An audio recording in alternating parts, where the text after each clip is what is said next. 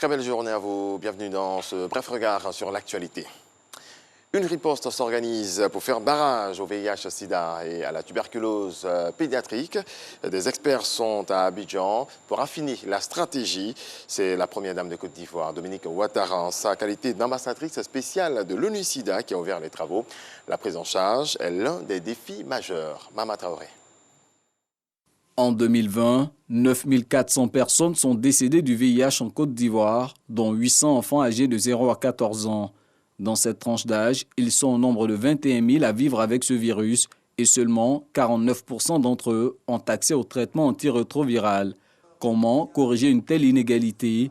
La question est au cœur de la concertation nationale lancée ce mardi par la première dame Dominique Ouattara en sa qualité d'ambassadeur spécial de l'ONU-Sida pour l'élimination de la transmission mère-enfant du VIH et pour la promotion du traitement pédiatrique. Concertation qui réunit État, société civile, partenaires techniques et financiers. Il s'agira pour toutes les parties prenantes de cette réunion clé dans le même lieu de réfléchir aux solutions et aux actions permettant de relever ensemble les défis liés au diagnostic et traitement du VIH et de la tuberculose pédiatrique en Côte d'Ivoire. La prise en charge de la tuberculose pédiatrique, considérée comme la première cause de mortalité du VIH-Sida, sera également au cœur de ces assises. Malgré les efforts consentis ces dernières années, des défis persistent.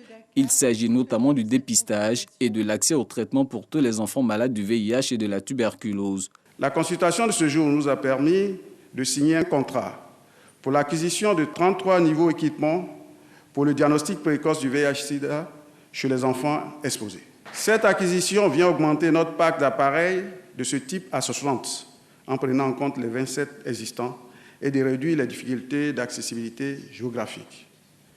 Ces équipements permettront aussi de réaliser la charge virale des femmes enceintes et allaitantes sous traitement antirétroviral. Chez les enfants vivant avec le VIH, les traitements antirétroviraux seront optimisés, ce qui nous permettra, je l'espère, d'atteindre rapidement les 3,90 chez les enfants. Quant aux victimes, elles espèrent être associées à la mise en œuvre de la nouvelle feuille de route qui sera élaborée lors de cette concertation nationale. Si on veut qu'aujourd'hui 90% de la population ivoirienne fasse le test de dépistage et que 90% des personnes dépistées soient sur les traitements antirétroviraux et que 90% des personnes qui sont sur les traitements antirétroviraux aient une charge virale détectable, cela passe impérativement par associer les adolescents et jeunes vivant avec cette maladie par les différentes prises de décisions qui les concernent. Aucun enfant ne devrait naître ou mourir du VIH ou de la tuberculose. C'est sur la base d'une telle ambition que l'ambassadeur spécial de l'ONU-Sida, la première dame Dominique Ouattara, a encouragé les participants à cette concertation nationale. Le constat est que nos enfants sont sous-diagnostiqués pour le VIH et pour la tuberculose. Et ils n'ont donc pas suffisamment accès à des traitements efficaces contre le VIH qui leur permettraient de bien grandir et de fêter leur 5e anniversaire sans maladie ni souffrance. Mesdames et messieurs les experts, je vous invite donc à mettre à profit ces 2 jours de consultation nationale pour engager un vrai dialogue sur les défis majeurs, les solutions et les actions prioritaires nécessaires.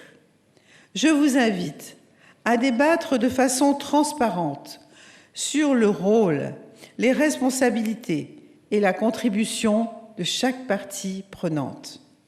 Il faut proposer une feuille de route audacieuse qui permette à la Côte d'Ivoire de réaliser ses engagements.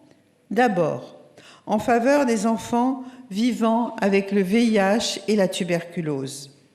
Ensuite, en faveur de l'élimination de la transmission mère-enfant du VIH et enfin, en faveur de la promotion du traitement pédiatrique. Depuis 2004, les États-Unis, à travers le programme PEPFAR, ont engagé 1,7 milliard de dollars en faveur de la lutte contre le sida en Côte d'Ivoire.